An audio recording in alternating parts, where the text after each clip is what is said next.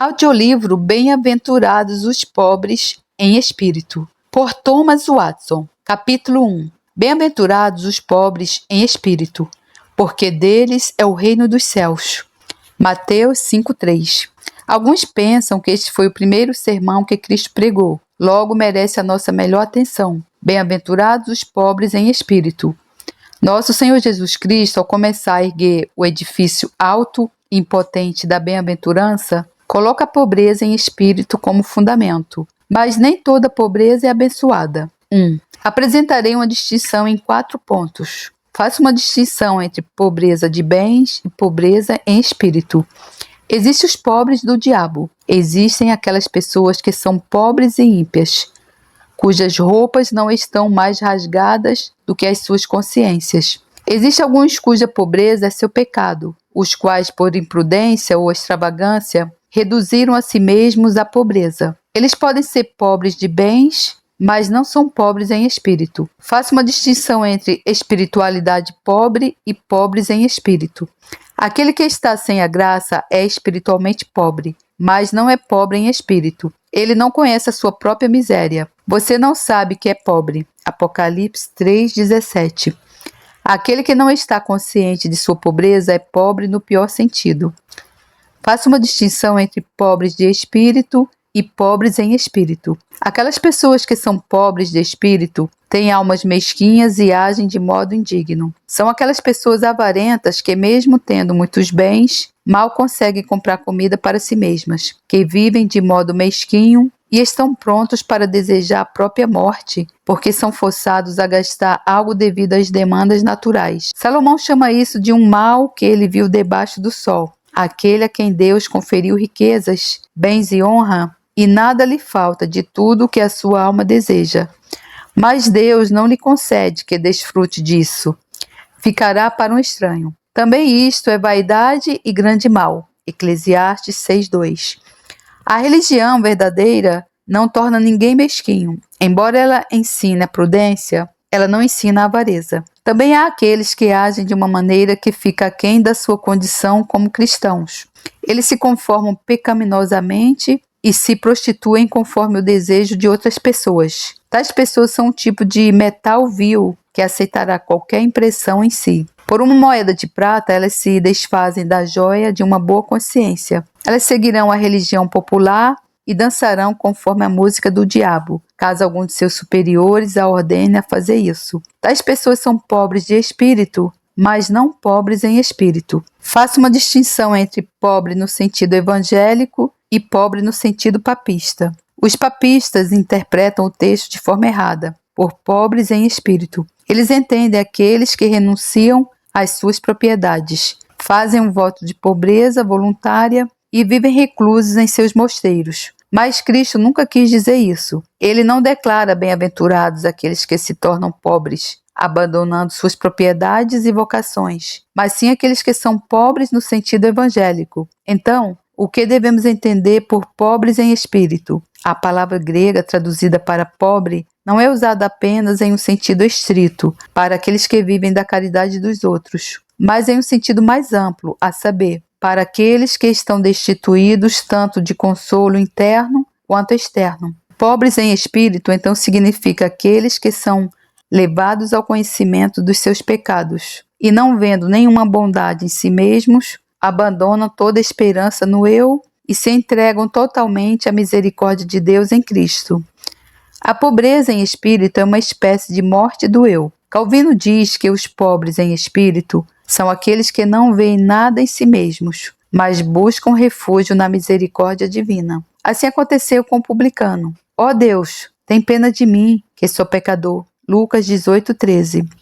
Paulo tinha essa disposição, se achado nele, não tendo justiça própria que procede de lei. Filipenses 3:9. Esses são os pobres, os quais são convidados para o banquete da sabedoria. Provérbios 7:3-4. Algumas perguntas. Por que Cristo começa com a pobreza em espírito? Por que isso é colocado na frente? Respondo que Cristo fez isso para mostrar que a pobreza em espírito é a base e o fundamento de todas as outras graças seguintes. É tão absurdo esperar que o fruto cresça sem raiz, quanto esperar as outras graças sem a pobreza em espírito. Até que um homem seja pobre em espírito, ele não pode chorar. A pobreza em espírito é como fogo sob um destilador, que faz a água escorrer pelos olhos. Quando o homem vê as suas próprias falhas e vilezas e se considera perdido, então ele chora e clama por Cristo. Como diz o Salmo 104:10, tu fazes rebentar fontes no vale. Quando o coração se torna um vale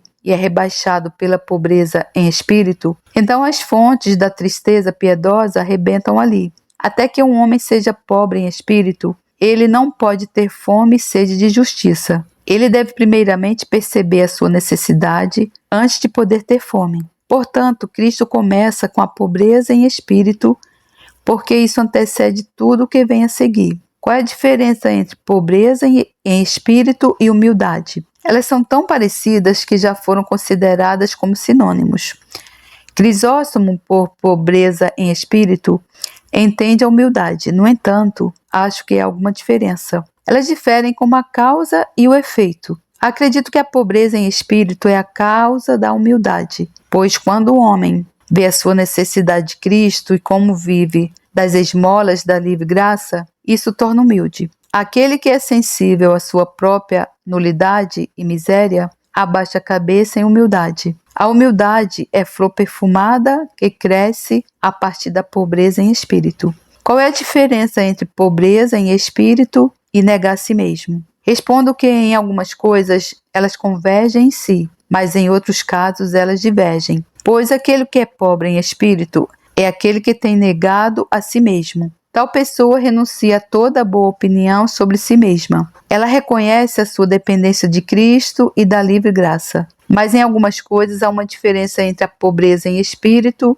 e a negação de si mesmo. O que nega a si mesmo renuncia ao mundo por Cristo. O pobre em espírito renuncia a si mesmo por Cristo, ou seja, nega a sua justiça própria. O pobre em espírito se vê como nada sem Cristo. O que nega a si mesmo se considera como nada para que possa ter a Cristo. E assim, mostrei o que é a pobreza em espírito. As palavras expostas dessa maneira nos apresentam a verdade de que os cristãos devem ser pobres em espírito, ou em outras palavras, a pobreza em espírito é a joia que os cristãos devem usar. Assim como a melhor criatura foi feita do nada, assim também quando o homem se vê como nada, desse nada Deus faz uma criatura muito bela. Esse é o método usual de Deus, tornar um homem pobre em espírito e depois enchê-lo com a graça do Espírito. Assim como lidamos com um relógio, desmontamo-lo primeiro e depois ajustamos todas as engrenagens e pinos. Assim também o Senhor primeiramente desmonta um homem, mostra-lhe sua condição perdida e depois o coloca em ordem. As razões para isso são: a. Até que sejamos pobres em espírito, não somos capazes de receber a graça. A pessoa que está ensoberbecida pela presunção de sua própria excelência e suficiência não é adequada para Cristo. Ela já está cheia. Se a mão está cheia de pedras, ela não pode receber ouro. O copo precisa ser esvaziado antes que o vinho possa ser colocado nele. Deus primeiramente esvazia um homem de si mesmo, antes de derramar o precioso vinho de sua graça nele. Ninguém além dos pobres em espírito está dentro da comissão de Cristo, como lemos em Isaías 61:1. O Espírito do Senhor Deus está sobre mim, porque o Senhor me ungiu para pregar boas novas aos pobres. Enviou-me a curar os quebrantados de coração, ou seja, aqueles que estão quebrantados pela consciência de sua indignidade. B. Até que sejamos pobres em espírito, Cristo jamais será precioso para nós. Até que vejamos nossas próprias necessidades, nunca veremos o valor de Cristo. A pobreza em espírito é o sal e o tempero que fazem Cristo ter sabor agradável para a alma. A misericórdia é mais bem recebida pelos pobres em espírito. A pessoa que se vê vestida de trapos imundos, Zacarias 3:4-5, anseia intensamente por mudar as suas vestes pela justiça de Cristo, o que alguém não daria para ter a bela mitra da salvação colocada sobre sua cabeça. Quando uma pessoa se vê quase ferida de morte, quão precioso será para ela o bálsamo do sangue de Cristo. Quando ela se vê profundamente endividada para com Deus e que está tão longe de pagar a dívida, que não pode sequer calcular o total dela, então, quão feliz tal pessoa ficaria se encontrasse um fiador. A pérola de grande valor é preciosa apenas para a pessoa que é pobre em espírito. Aquela que precisa de pão e está prestes a morrer de fome, fará tudo o que puder para obtê-la. Ela entregará sua roupa como penhor, pois tal pessoa precisa de pão ou então perecerá. Assim, aquele que é pobre em espírito vê a sua necessidade de Cristo como Salvador precioso. Cristo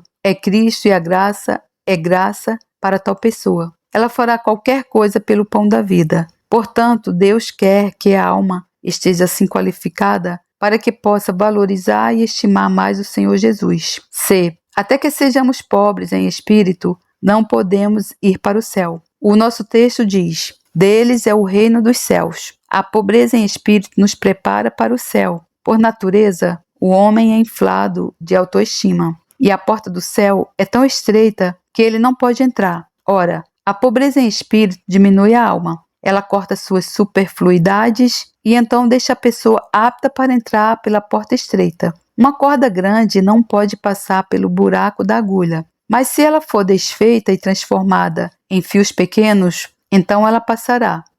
A pobreza em espírito desfaz uma corda grande. Ela faz o homem pequeno aos seus próprios olhos e o torna apto, e assim lhe é amplamente suprida a entrada no reino eterno do nosso Senhor e Salvador Jesus Cristo. 2 Pedro 1,11. Devemos entrar no templo da glória através desse templo da pobreza. Isso mostra onde reside a riqueza de um cristão, ou seja, na pobreza em espírito. Alguns pensam que se encherem as suas bolsas de ouro, então serão ricos. Mas aqueles que são pobres em espírito são as pessoas verdadeiramente ricas. Elas são ricas na pobreza. Essa pobreza as prepara para obterem um reino. Quão pobres são aquelas pessoas que pensam ser ricas? Quão ricas são aquelas pessoas que se veem como pobres? Eu chamo isso de a joia da pobreza. Existem alguns paradoxos na piedade que o mundo não consegue entender. Um homem deve se tornar um tolo para que possa ser sábio. 1 Coríntios 3,18. Salvar sua vida perdendo-a. Mateus 16,25. E se fazer pobre para se tornar rico. A razão carnal zomba disso. Porém, bem-aventurados os pobres em espírito, porque deles é o reino dos céus. Então essa pobreza deve ser buscada mais do que todas as riquezas. Sob esses trapos está escondido um tecido de ouro. Dessa carcaça sai mel. Se bem-aventurados são os pobres em espírito, então, pela regra dos contrários, amaldiçoados são os orgulhosos de espírito. Provérbios 16:5. Há homens que praticam idolatria consigo mesmos. Não existe nenhum ídolo como eu. Eles admiram as suas próprias qualidades, moralidades e justiça, e depositam a esperança de sua salvação nessas coisas.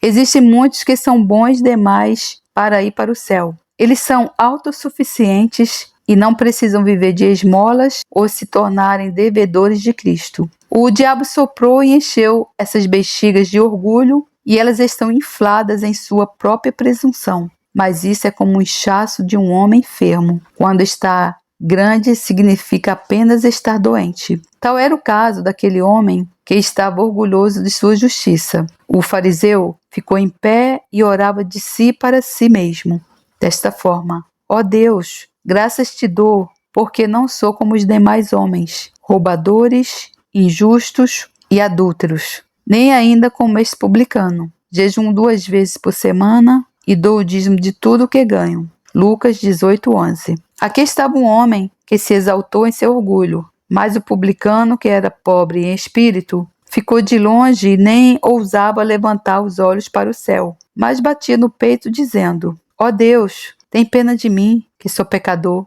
Esse homem foi quem levou a coroa. Cristo declarou: digo a vocês que esse desceu justificado para a sua casa e não aquele. Antes de sua conversão, Paulo achava que estava em uma condição muito boa, pois quanto à justiça que há na lei, ele era irrepreensível. Filipenses 3:6. Ele pensou ter construído uma torre com sua própria justiça, cujo topo deveria ter alcançado o céu. Porém, finalmente, Deus lhe mostrou que havia uma rachadura na fundação, e então ele buscou uma rocha eterna, Jesus Cristo, como ele disse, para que pudesse ser achado nela. Isaías 26:4, Filipenses 3:9. Não há precipício mais perigoso do que a justiça própria. Essa era a disposição da igreja em Laodiceia. Você diz: sou rico, estou bem de vida e não preciso de nada. Apocalipse 3:17.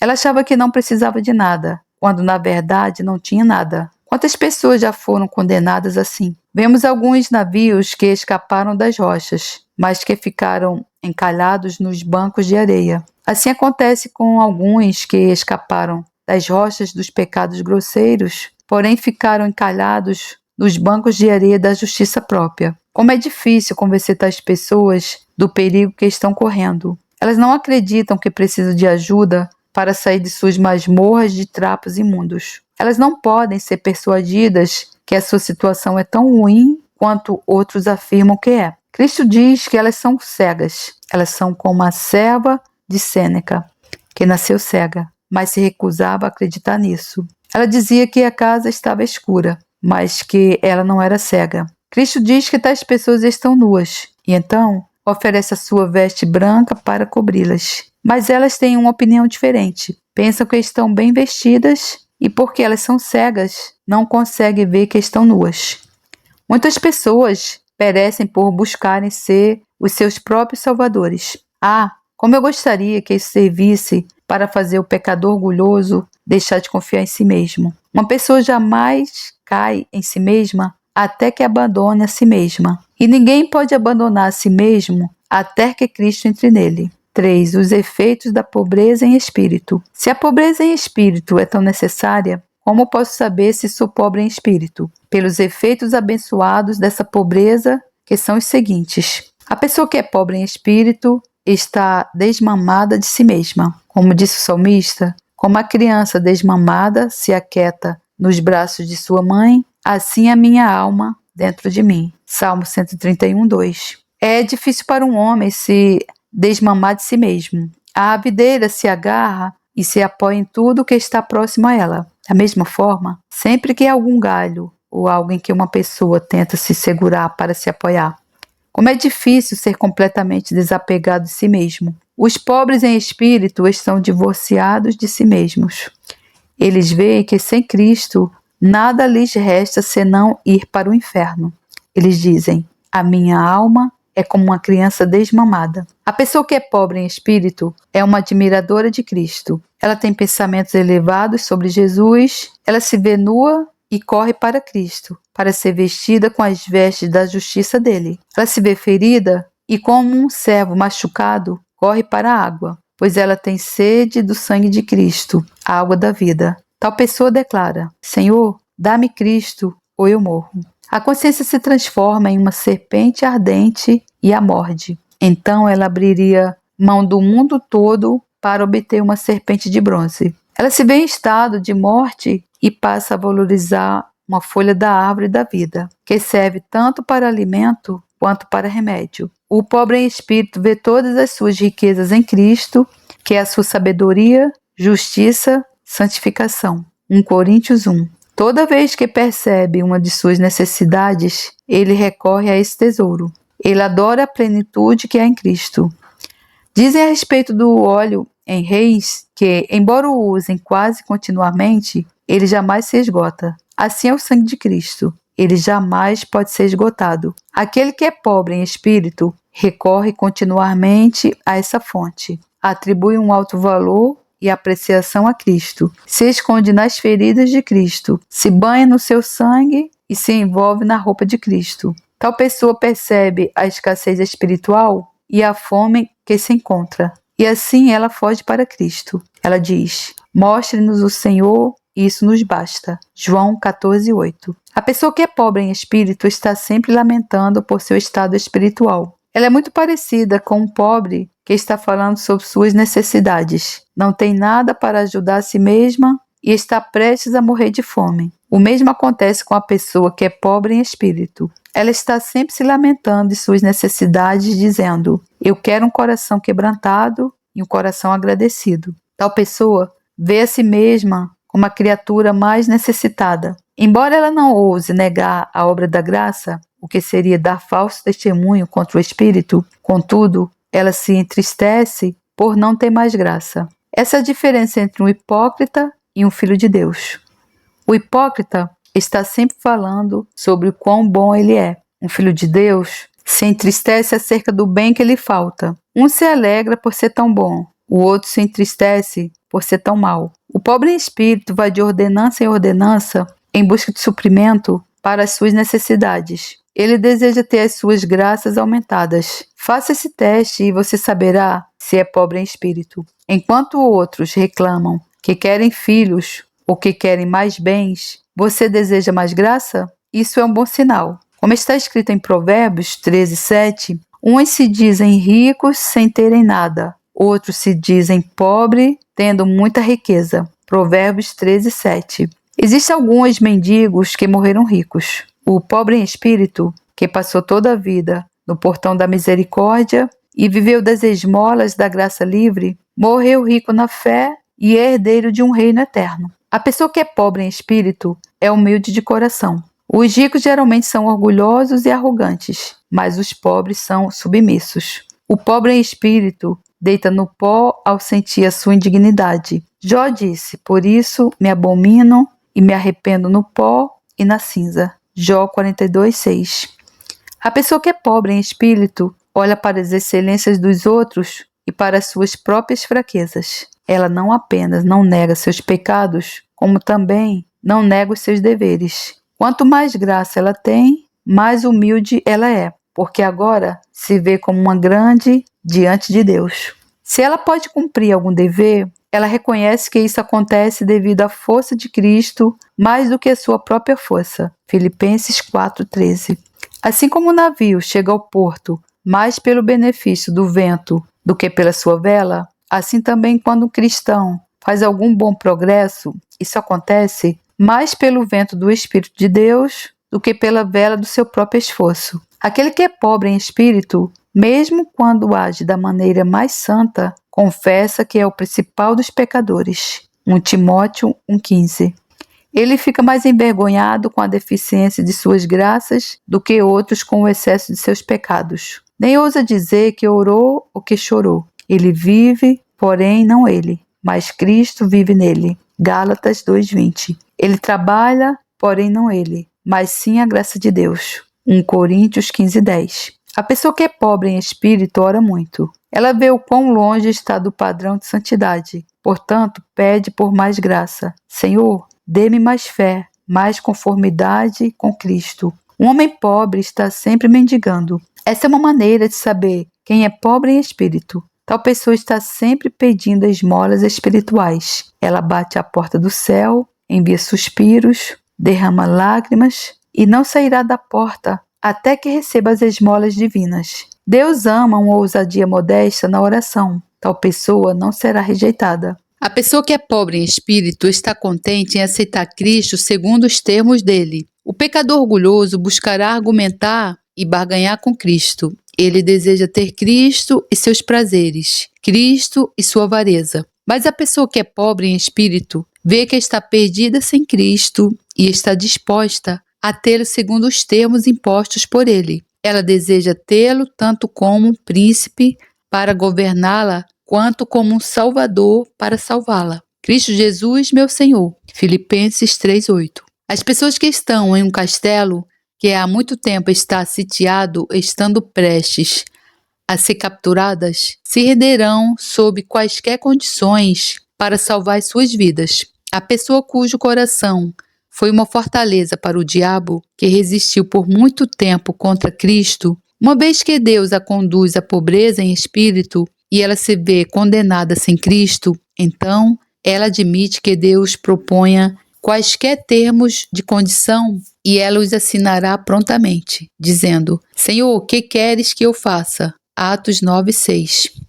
A pessoa que é pobre em espírito fará qualquer coisa para ter Cristo. Ela decapitará os seus pecados amados. Como Pedro, ela se lançará nas águas para chegar até Cristo. A pessoa que é pobre em espírito exalta a livre graça. Ninguém magnifica tanto a misericórdia de Deus quanto os pobres em espírito. Os pobres são muito agradecidos. Quando Paulo provou a misericórdia divina, Como ele adorou a livre graça com gratidão, como lemos em 1 Timóteo 1,14. Transbordou, porém, a graça de nosso Senhor. A graça foi superabundante. O apóstolo coloca a coroa da sua salvação sobre a cabeça da livre graça, como um homem que está condenado e recebe o perdão.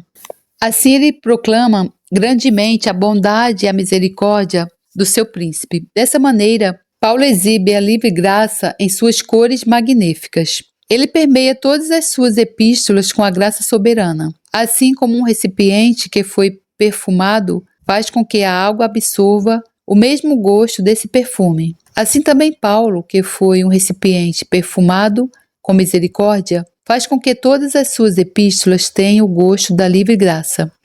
Aqueles que são pobres em espírito bendizem a Deus pela menor migalha que cai na mesa da livre graça. Esforce-se para obter a pobreza em espírito. Cristo começa com isso e nós devemos começar aqui também, se quisermos ser salvos. A pobreza em espírito é a pedra fundamental sobre a qual Deus lança a superestrutura da glória eterna. 4. Persuasão aos cristãos a serem pobres em espírito. Há 5 coisas que podem persuadir os cristãos a serem pobres em espírito. Essa pobreza é a sua riqueza. Você pode ter as riquezas do mundo e ainda ser pobre, mas você não pode ter essa pobreza sem ser enriquecido. A pobreza em espírito qualifica para receber todas as riquezas de Cristo.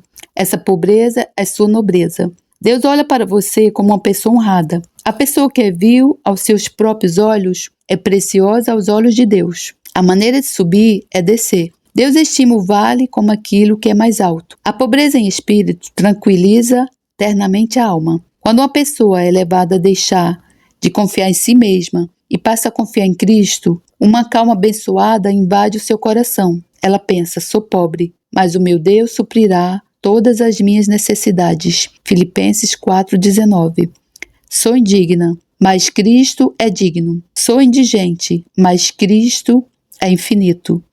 Tal pessoa diz como salmista: leva-me para a rocha que é alta demais para mim. Salmos 61:2. Uma pessoa está segura em cima de uma rocha.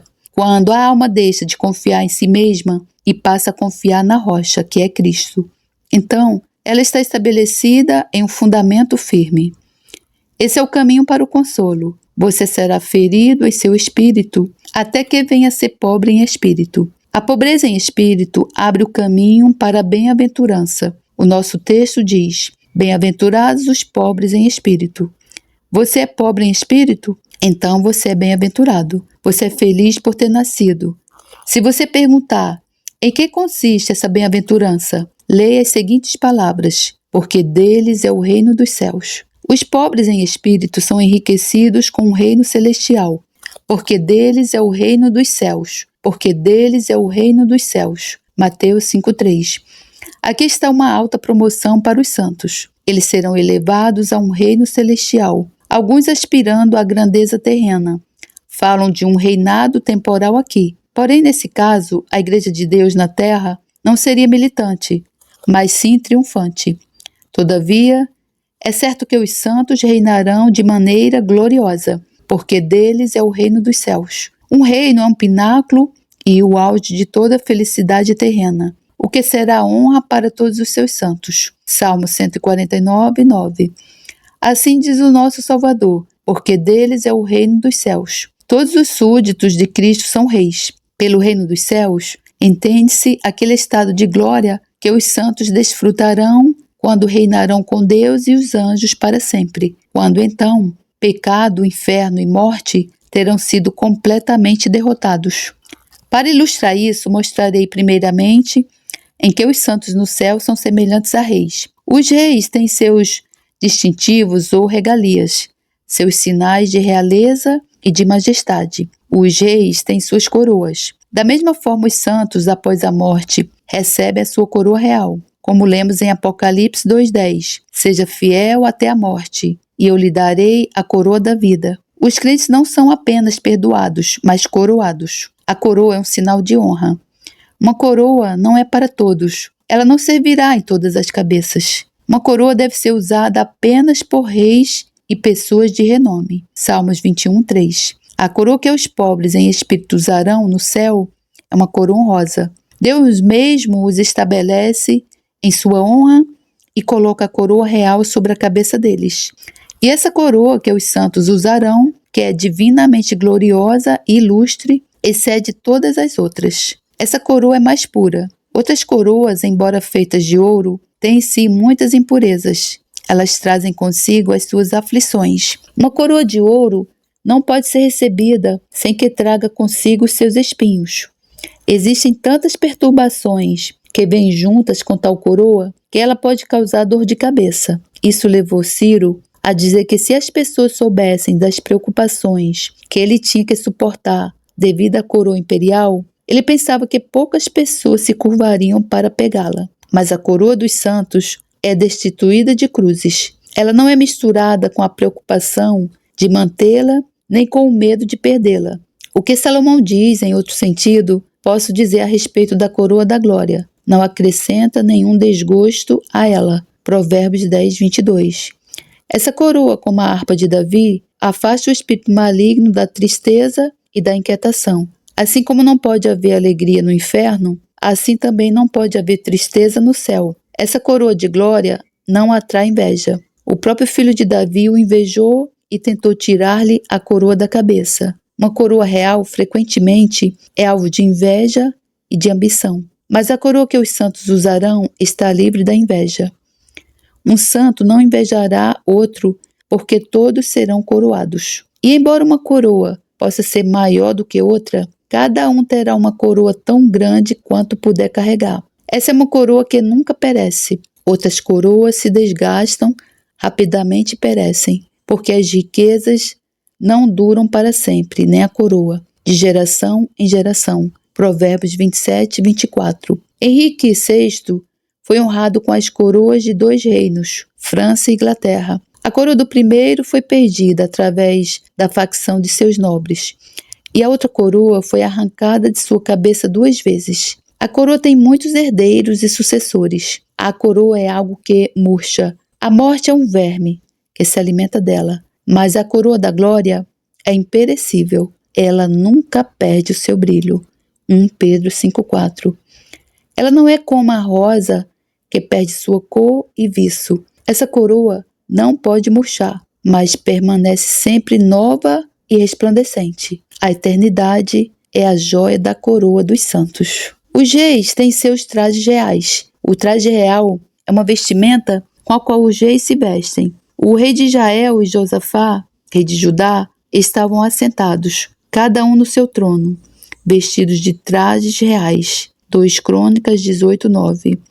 O traje real era feito de escarlata ou veludo forrado de arminho, ou era feito de cor púrpura ou de um tecido brilhante azul. Semelhantemente, os santos também terão seus trajes. Eis grande multidão que ninguém podia contar, de todas as nações, tribos, povos e línguas, em pé diante do trono e diante do Cordeiro, vestidos de vestes brancas. Apocalipse 7:9. Os santos trazem roupas que significam sua glória e esplendor. As vestes brancas trajadas por eles denotam a sua santidade. Os santos já não têm pecados para manchar ou contaminar as suas vestes. Trajados assim, eles brilharão como os anjos. Os reis têm seus cetros em sinal de governo e grandeza. O rei Assuero estendeu seu cetro de ouro para Esté. Esté 5:2. E os santos na glória têm seus cetros e ramos de palmeira nas mãos. Apocalipse 7:9. Era costume de grandes conquistadores trazerem ramos de palmeira em suas mãos, como símbolo de vitória. Assim os santos, como reis, têm ramos de palmeira nas mãos, um emblema de vitória e triunfo. Eles são vencedores sobre o pecado e o inferno. Venceram pelo sangue do Cordeiro. Apocalipse 12:11. Reis têm seus tronos. Quando César retornou de uma vitória sobre seus inimigos, foram concedidos a ele triunfos como sinal de honra. Uma cadeira de marfim foi colocada para ele no Senado e um trono no teatro. Da mesma forma, quando os santos estiverem no céu e tiverem retornado de suas vitórias sobre o pecado, Eles terão um trono mais rico do que marfim ou pérola, um trono de glória. Apocalipse 3:21. Esse será um trono elevado. Ele está situado mais alto do que todos os reis e príncipes da terra. Na verdade, está muito acima de todos os céus. Efésios 4. Ao céu aéreo, que é o espaço entre a terra e a lua. Ao céu estrelado, o lugar onde estão as estrelas. E ao céu empíreo, que é chamado de terceiro céu. 2 Coríntios 2:2. O trono dos santos será erguido neste lugar glorioso e sublime. Esse é um trono seguro. Outros tronos são inseguros. Eles são instáveis. Pode ser dito deles o que lemos no Salmo 73:18. Tu certamente os pões em lugares escorregadios. Mas o trono dos santos é seguro, como lemos em Apocalipse 3:21. Ao vencedor darei o direito de sentar-se comigo no meu trono. Os santos se assentarão com Cristo. Ele os mantém seguros, de modo que nenhuma mão violenta pode arrancá-los de seus tronos. Vocês que fazem parte do povo de Deus, pensem nisso. Em breve, vocês se assentarão no trono celestial com Jesus. Após mostrar em que os santos, na sua glória, são semelhantes a reis, vejamos no que o reino dos céus excede outros reinos. O reino dos céus excede outros reinos no que diz respeito a seu arquiteto e construtor. Outros reinos têm homens como construtores, mas este reino tem Deus como seu construtor. Hebreus 11:10. É dito que o céu é não feito por mãos humanas. 2 Coríntios 5:1. Para mostrar a excelência dele, nem homem nem anjo jamais edificou qualquer parte dessa construção. É Deus quem edifica o seu reino. Deus é o arquiteto e construtor do seu reino. B. O reino dos céus excede outros reinos quanto às suas riquezas. O ouro não supera tanto o ferro quanto esse reino supera todas as outras riquezas, como lemos em Apocalipse 21. Cada um desses portões é feito de uma só pérola, e os alicerces da muralha da cidade estão enfeitados de todo tipo de pedras preciosas. Versículo 19 e 21. Já vimos pérolas guardadas em armários, mas alguém já ouviu falar de portões de pérola? Em Apocalipse 4:10, lemos que reis depositaram as suas coroas diante dele, como se considerassem toda a sua riqueza e glória com pó em comparação com ele. Esse reino tem a própria divindade para enriquecê-lo, e essas riquezas são tais que não podem ser pesadas na balança. Nem o coração humano pode conceber e nem a língua dos anjos pode expressar a magnificência desse reino celestial. O reino dos céus excede outros reinos quanto à sua perfeição. Outros reinos são deficientes, eles não possuem todas as provisões em si mesmos e nem têm todas as coisas necessárias para o seu próprio crescimento, mas são forçados a negociar no exterior para suprir as suas necessidades internas. O rei Salomão enviou navios para Ofir em busca de ouro. 2 Crônicas 8:18. Porém, não há deficiência no reino dos céus. Ali estão reunidas todas as delícias e raridades, como diz Apocalipse 21:7. Quem vencer herdará todas as coisas. Ali estão beleza, sabedoria, glória e magnificência.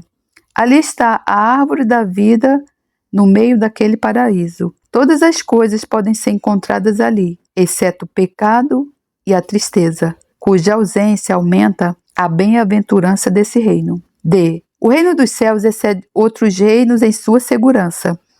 Outros reinos temem invasões estrangeiras ou divisões internas. O reino de Salomão foi pacífico por um tempo, mas finalmente a sua paz foi perturbada pelo inimigo. 1 Reis 11:11 e 14. Porém, o reino dos céus é tão inexpugnável que não teme assaltos ou invasões de forças hostis. Está escrito que os demônios estão trancados em correntes. Judas 6. Os santos no céu não precisarão mais temê-los do que um homem teme um ladrão que está enforcado em correntes. Os portões desse reino celestial jamais se fecharão. Apocalipse 21:25. Fechamos as portas da cidade em tempos de perigo, mas as portas desse reino sempre ficam abertas para mostrar que não há receio da aproximação de um adversário. O reino tem portões para a sua magnificência, mas não são fechados por causa da segurança dele. F. O reino dos céus excede outros reinos em sua estabilidade. Outros reinos têm a vaidade escrita sobre eles. Eles cessam e são mudanos. Embora possam ter uma cabeça de ouro, contudo seus pés são de barro. Deus disse: farei cessar o reino. Oséias 1:4. Onde está a glória de Atenas e a pompa de Troia? O que aconteceu com a monarquia síria, grega e persa? Esses reinos foram demolidos e reduzidos a pó. Mas o reino dos céus tem a eternidade escrita sobre si. Esse é um reino eterno. 2 Pedro 1:11. Outros reinos podem ser duradouros, mas não eternos. O apóstolo chama de um reino inabalável. Hebreus 12:28. Ele está estabelecido sobre um fundamento sólido, a onipotência de Deus. Ele corre em paralelo com a eternidade. Reinarão para todo sempre. Apocalipse 22:5. A seguir, mostrarei a verdade de que esse reino está infalivelmente garantido para os santos. Esse reino está garantido para os santos em relação à livre graça de Deus. É dito que o Pai de vocês se agradou em dar-lhes o seu reino. Lucas 12:32. Isso não acontece por qualquer mérito nosso, mas pela livre graça de Deus. Os papistas dizem que merecemos o reino, mas nós rejeitamos o título de mérito. O céu é um dom da graça de Deus. Esse reino está garantido para os santos, pois um preço foi pago. Jesus Cristo derramou seu sangue para obtê-lo. Todos os santos chegam ao reino através do sangue. Cristo foi pendurado na cruz para nos conceder uma coroa. Assim como o reino dos céus é um dom em relação ao Pai, assim também é uma compra em relação ao Filho. Isso nos mostra que a verdadeira religião não é algo irracional. Deus não nos dá um trabalho sem nos dar uma recompensa. A piedade nos entroniza em um reino. Quando ouvimos sobre a doutrina do arrependimento, mergulhamos as nossas almas nas lágrimas salgadas por causa do pecado. Quando ouvimos a doutrina da mortificação, arrancamos o nosso olho direito, matamos o nosso principal pecado e chegamos a pensar que é difícil engolir essa pílula amarga, mas há algo no texto que pode tornar isso doce. Há um reino glorioso reservado para nós, o qual compensará tudo. Essa recompensa gloriosa excede em muito os nossos pensamentos, assim como ultrapassa nossos defeitos. Ninguém pode dizer sem cometer injustiça contra Deus que Ele é um Senhor rigoroso. Deus dá um salário dobrado. Ele concede um reino àqueles que o temem. Satanás pode desdenhar dos caminhos de Deus, como aqueles espiões que deram um relatório negativo sobre a terra que era boa. Números 13:32. Mas será que Satanás poderá lhe dar um salário melhor se você o servir? O salário que Satanás dá aos seus servos é a condenação. Em vez de um reino, ele dá trevas em algemas eternas. Judas 6. Veja aqui a misericórdia e a generosidade de Deus, que preparou um reino para o seu povo. Já é um favor que nós, pobres, vermes e não homens, Salmos 22:6, sejamos autorizados a viver, mas que vermes sejam transformados em reis. Isso é uma demonstração da generosidade divina. Deus nos perdoa por sua misericórdia, mas nos coroa devido às riquezas da sua misericórdia. Veja o que grande amor é este. 1 João 3:1. Príncipes terrenos podem conceder grandes presentes aos seus súditos, mas eles reservam o reino para si mesmos. Embora Faraó tenha elevado José à honra e lhe dado um anel, contudo ele manteve o reino para si. Somente no trono serei maior do que você. Gênesis 41:40. Mas Deus dá um reino ao seu povo. Ele os coloca no trono. Como Davi admirou a bondade de Deus ao conceder-lhe um reino temporal, como está escrito em 2 Samuel 7:18. Então o rei Davi se pôs diante do Senhor e disse: Quem sou eu, Senhor Deus? E qual é a minha casa para que me tenhas trazido até aqui? Ele ficou admirado por Deus tê-lo tirado do pastoreio do rebanho das ovelhas e tê-lo colocado no trono. Deus transformou seu cajado de pastor em um cetro de rei. Quanto mais os santos podem admirar as riquezas da graça demonstradas no fato de que Deus lhes deu um reino glorioso acima de todos os príncipes da terra e acima até mesmo de todos os céus. Deus julga que nada é bom demais para os seus filhos. Muitas vezes pensamos que é algo grande derramar uma lágrima, fazer uma oração ou sacrificar um pecado por amor a Deus. Mas Ele não acha que um reino é muito para nos dar. Como os santos se encantarão com a livre graça no céu e como proclamarão os louvores desse Deus que os coroou com tão maravilhoso amor benevolente. Como o Senhor Jesus disse, não tenha medo, ó pequenino rebanho, porque o Pai de vocês se agradou em dar-lhes o seu reino. Lucas 12:32. Isso nos mostra que o cristianismo não é uma coisa desonrosa. Homens sábios medem as coisas pelo seu fim. Qual é o fim da piedade? Ela conduz a um reino glorioso. O pecado de um homem o conduz à vergonha. Provérbios 13:5.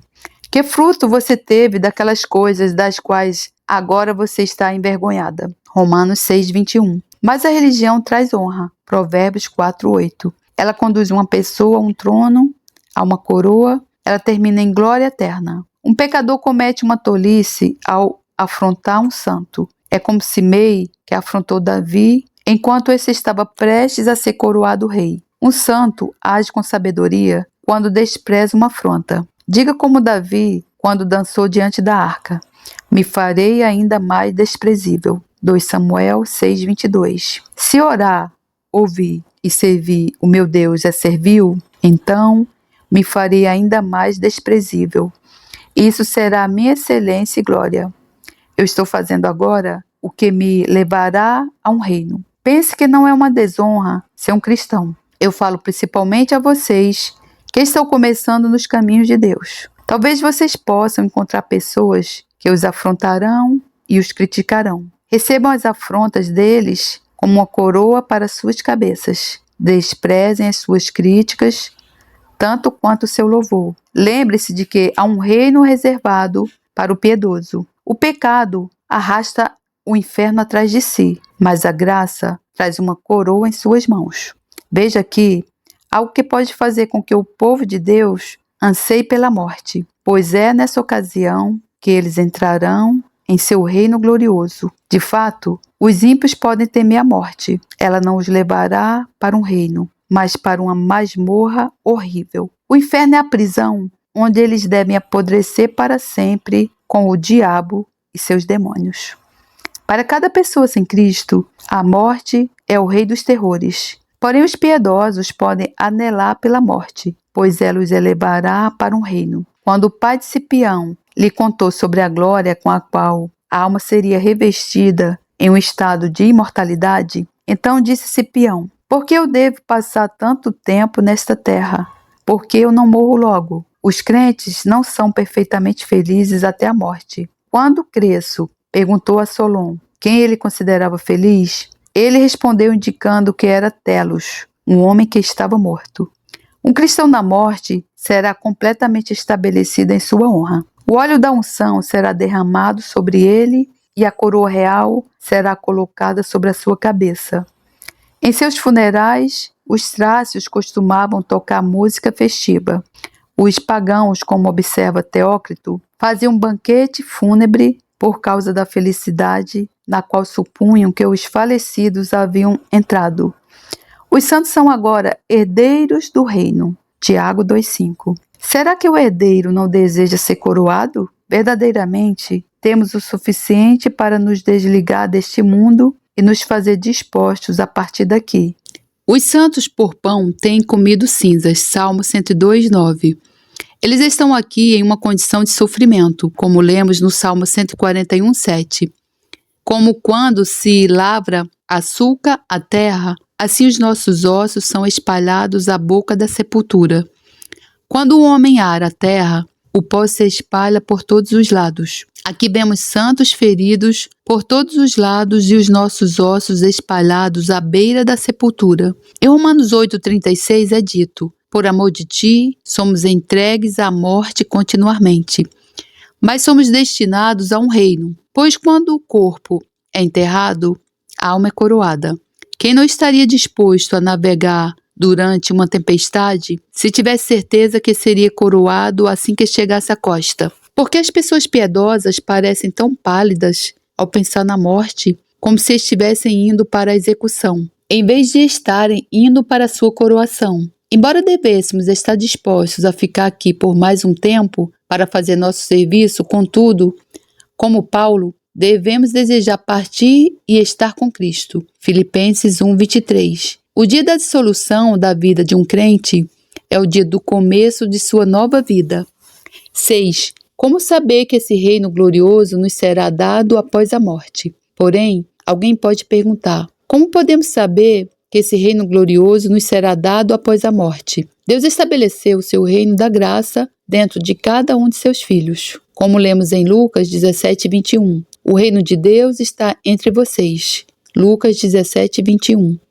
Aqui o reino de Deus indica o reino da graça no coração. A graça pode ser comparada a um reino. Ela governa com o cetro e promulga as suas leis de amor. A graça derruba as fortalezas de Satanás e traz o crente para uma amável sujeição a Cristo. Esse reino da graça está estabelecido em seu coração? Você governa sobre seus pecados? Você pode amarrar esses reis em correntes. Salmo 149:8. Você reina sobre o seu orgulho, paixão, incredulidade? O reino de Deus está dentro de você. Enquanto outros aspiram à grandeza terrena, você trabalha por um reino dentro de si? Certamente, se o reino da graça está em seu coração, você terá o reino da glória. Se o reino da graça de Deus está dentro de você, você entrará no reino da glória. Porém, aquelas pessoas que agora vivem como escravas de suas concupiscências, jamais devem pensar que reinarão na glória.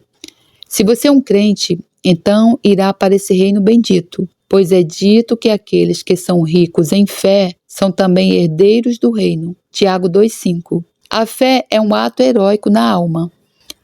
Ela tem uma santa ousadia diante de Deus, por causa das promessas dele. A fé é a graça que nos dá uma coroa. A fé nos coloca em Cristo e nosso direito à coroa vem por meio de Cristo. Pela fé, nascemos de Deus e assim nos tornamos filhos do sangue real. Pela fé, nossos corações são purificados. Atos 15:9-10. E somos preparados para um reino, ricos em fé e herdeiros do reino. A fé pavimenta uma estrada para o céu. Os crentes morrem como herdeiros da coroa. Aquele que possui um espírito nobre e real irá para o reino celestial. A Escritura nos exorta: pensem nas coisas lá do alto, e não nas que são aqui da terra. Colossenses 3:2. Aquele que tem um espírito celestial irá para o reino celestial. Você vive acima do mundo? A águia não captura moscas, pois voa alto. Você anseia por glória e imortalidade? Você abomina o que é sórdido e carnal?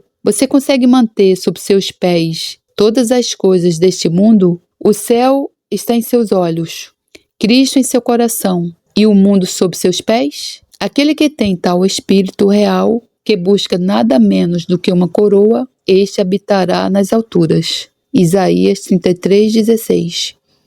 E terá seu trono elevado muito acima de todos os céus. Uma exortação dupla. Uma exortação para as pessoas ímpias. Existe um reino a ser alcançado, um reino adornado com glória? Então não se prive dessa bênção gloriosa devido à sua tolice. Não perca o reino devido à satisfação de uma luxúria vil ou da embriaguez. Não perca a coroa da vida pela busca do prazer mundano. Se os homens, antes de cometerem um pecado, se sentassem e considerassem racionalmente se o ganho e o prazer envolvidos no pecado compensariam a perda do reino celestial, isso os levaria a suar frio e poria um freio em suas luxúrias desenfreadas. Jacó pegou Esaú pelo calcanhar. Não olhe para o rosto sorridente do pecado. Pegue-o pelo calcanhar. Olhe para o fim dele. Pise na cabeça dessa serpente. O pecado é capaz de privar você de um reino. Será que algo pode compensar essa perda? Não é loucura perder um reino devido às obras infrutíferas das trevas? Efésios 5:11. Como no último dia o diabo vai zombar e rir das pessoas que foram tão estúpidas a ponto de trocar uma coroa por um brinquedo. Elas são como aqueles índios que davam seu ouro para obter objetos de vidro. Certamente, quando as pessoas condenadas pensarem em quão tola e loucamente agiram e como isso as fez perder o reino, isso aumentará muito a sua perturbação.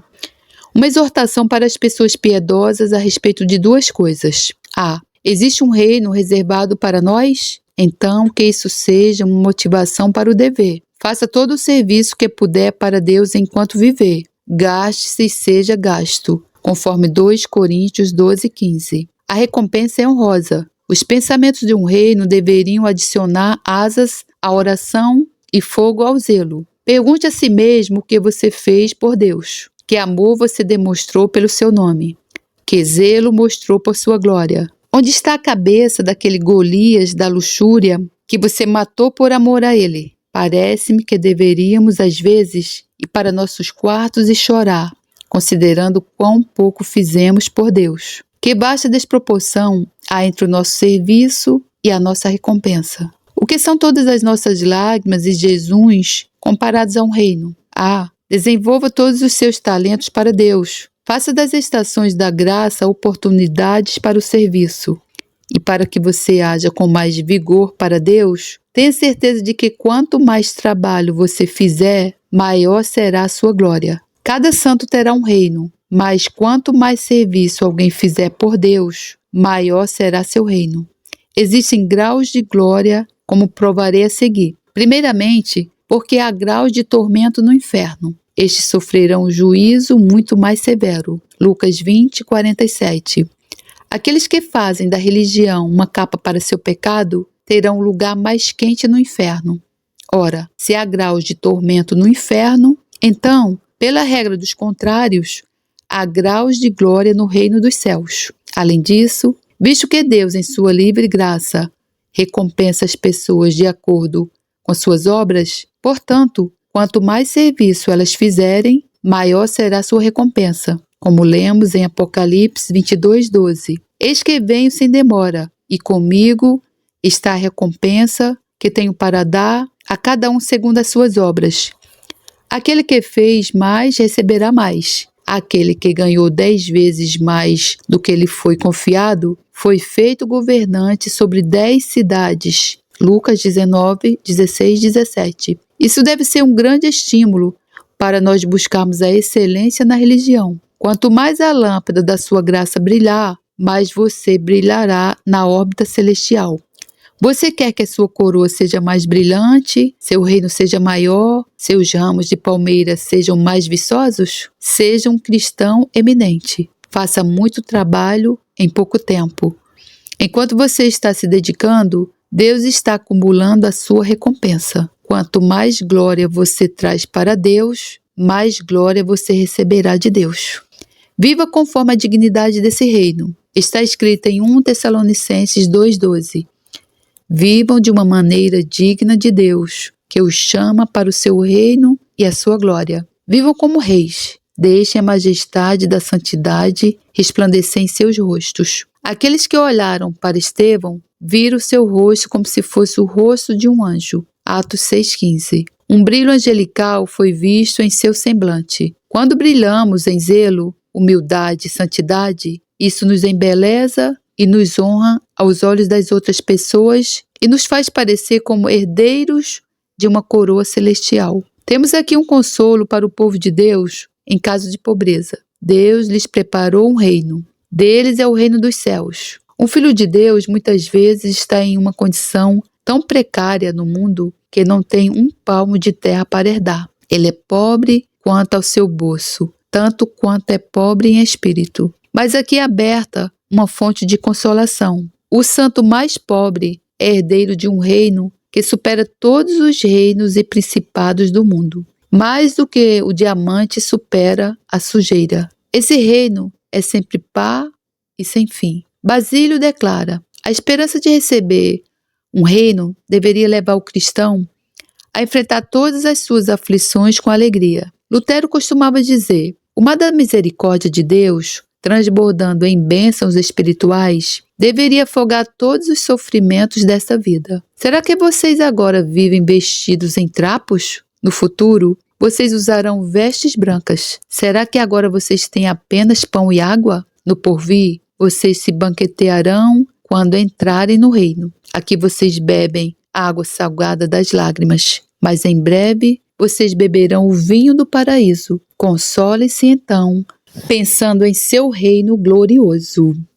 Majestoso Deus poderoso, Rei da glória, Senhor dos senhores, meu Deus do céu. Eu não tenho como te agradecer, Senhor, por esse ensino.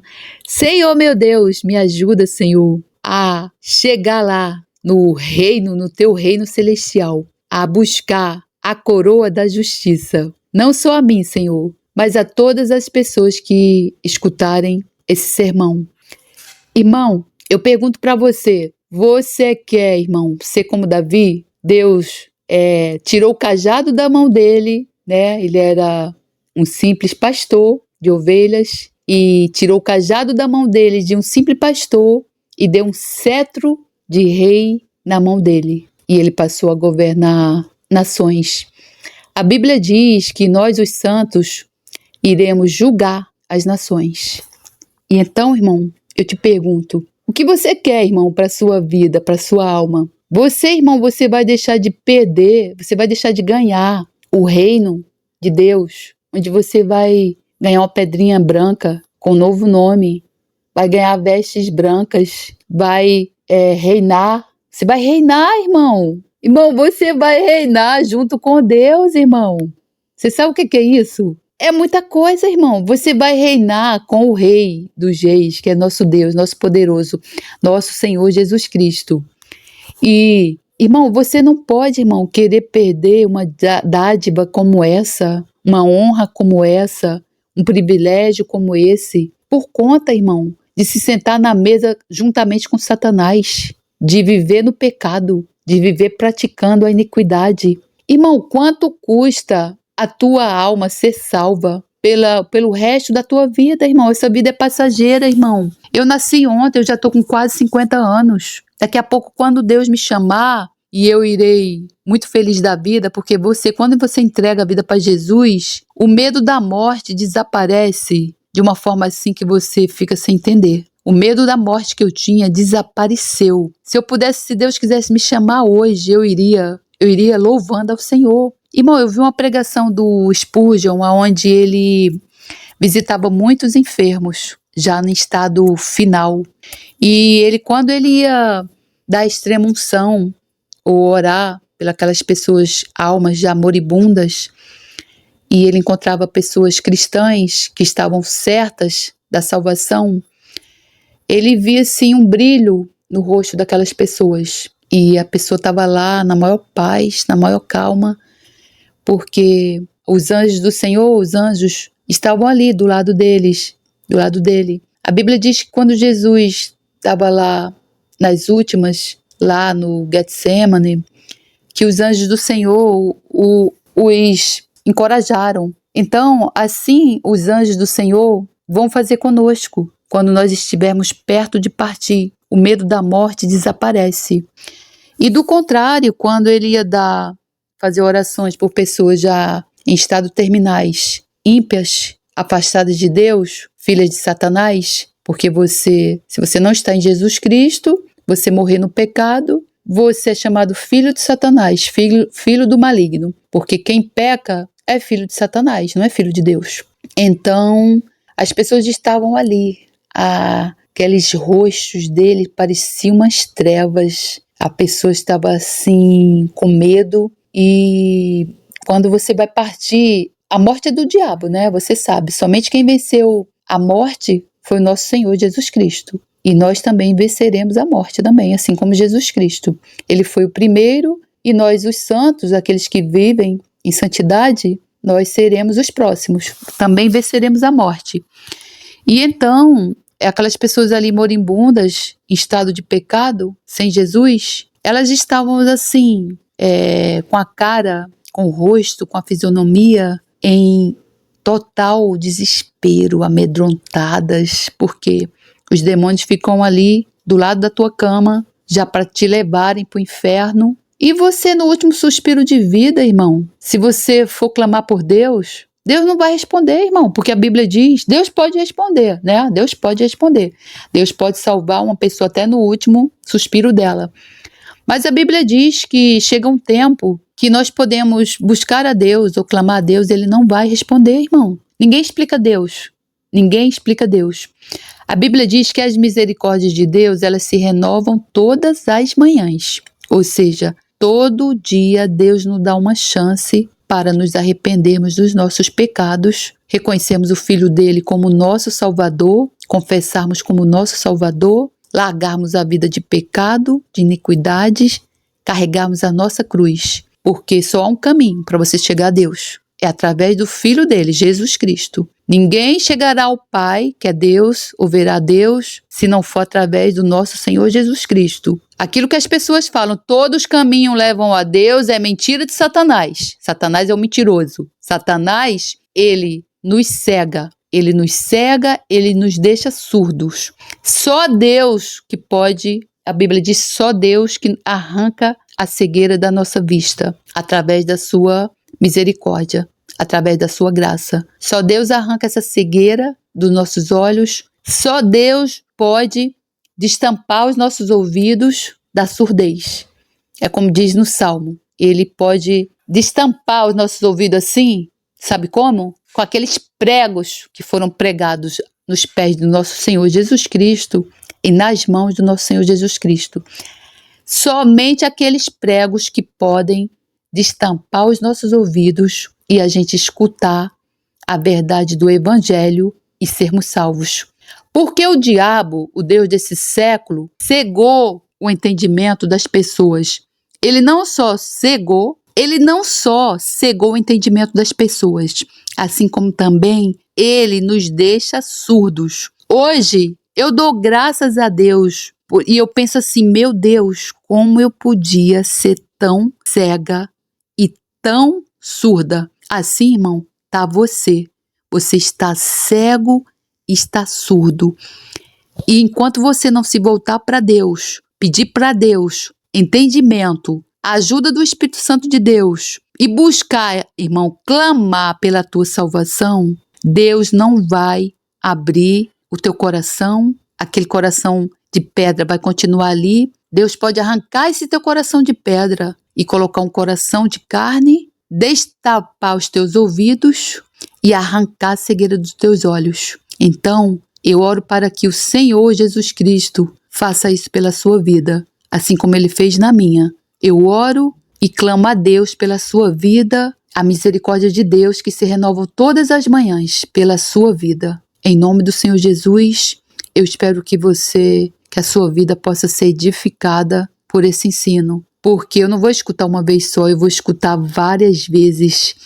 Se isso aqui não entrar no meu coração de um jeito, ele vai ter que entrar de outro. Irmão, assim é a palavra de Deus. A gente precisa se alimentar do pão diário, da água que mata a sede. Você não tem sede todo dia?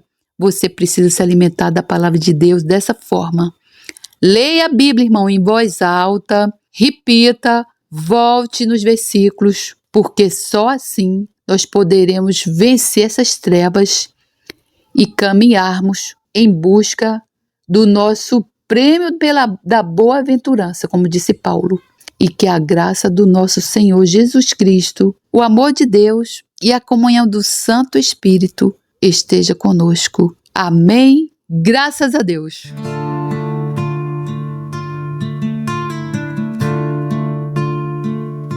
Senhor, Senhor nosso, como é majestoso o teu nome em toda a terra, tu cuja glória é cantada nos céus. Dos lábios das crianças e dos recém-nascidos,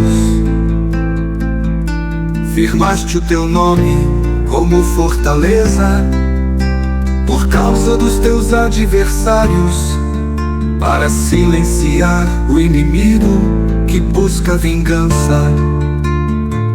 Quando contemplo os teus céus, obra dos teus dedos, A lua e as estrelas que ali firmaste. 4. Pergunto: que é o homem, para que com ele te importes? E o filho do homem, para que com ele te preocupes? Tu o fizeste um pouco menor do que os seres celestiais, e o coroaste de glória e de honra. Tu o fizeste dominar as obras das tuas mãos. Sob os seus pés tudo puseste. Todos os rebanhos e manadas, e até os animais